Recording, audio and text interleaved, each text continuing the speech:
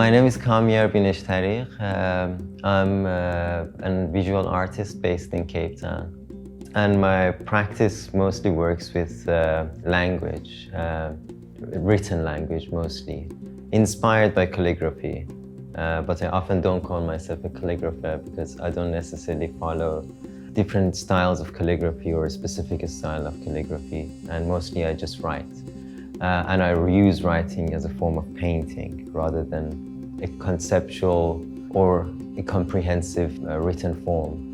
But then I strip away the meanings of words from it. My exhibition, titled Koples Boeken, opened at Goethe Institut in Johannesburg in November, which deals with the history of Arabic Afrikaans.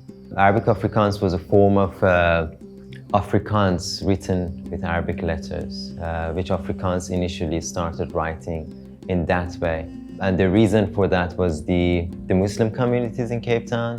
It was including the slaves community and some exiles and some immigrants from the Middle East, from Southeast Asia and the Indian Ocean area. And then what they had in common was the religion, Islam.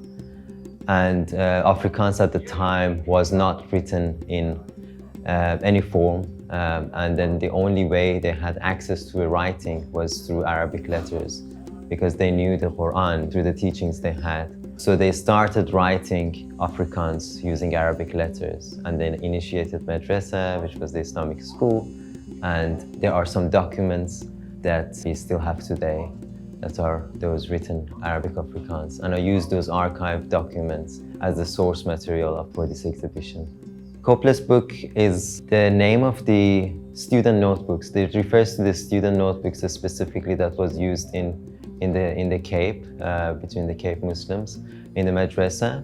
And it was a notebook that the students used to write notes in the school, and then they had to take it home, memorize it, and then come back and recite it to the teacher. And if they could recite it well, they would get a new lesson and they would write it again in the Koples book and take it back home for more lessons. And that's why I chose this title for my exhibition.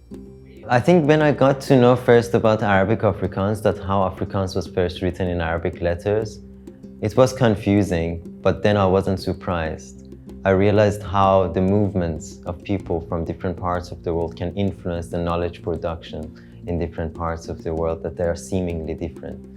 At first, when I moved to South Africa, I was finding differences, but then the more I stayed, I was finding more similarities in different new things. And I think in Arabic Afrikaans, I saw that. I saw that there were movements of people that they started writing in a form that was seemingly not belonging to this place, but then it claimed it in a way. And that shows how movements can actually create a form of new identity that is not necessarily fixed on location. And that was a very interesting aspect of Arabic Afrikaans for me. Goethe Institute is a good space for me to show the exhibition. One is the reason that it's an institution that is not a commercial gallery space. And I really enjoyed working with an institution that is not necessarily showing art for the sake of selling. That was one of the most interesting parts for me, and I focused my entire practice and onto having a great show rather than having a show that possibly should sell. What I want people to take away from this exhibition is a sense of connection. The aesthetic of this language might feel foreign to a lot of people, but I think there is a deep sense of connection if you know about the history of it.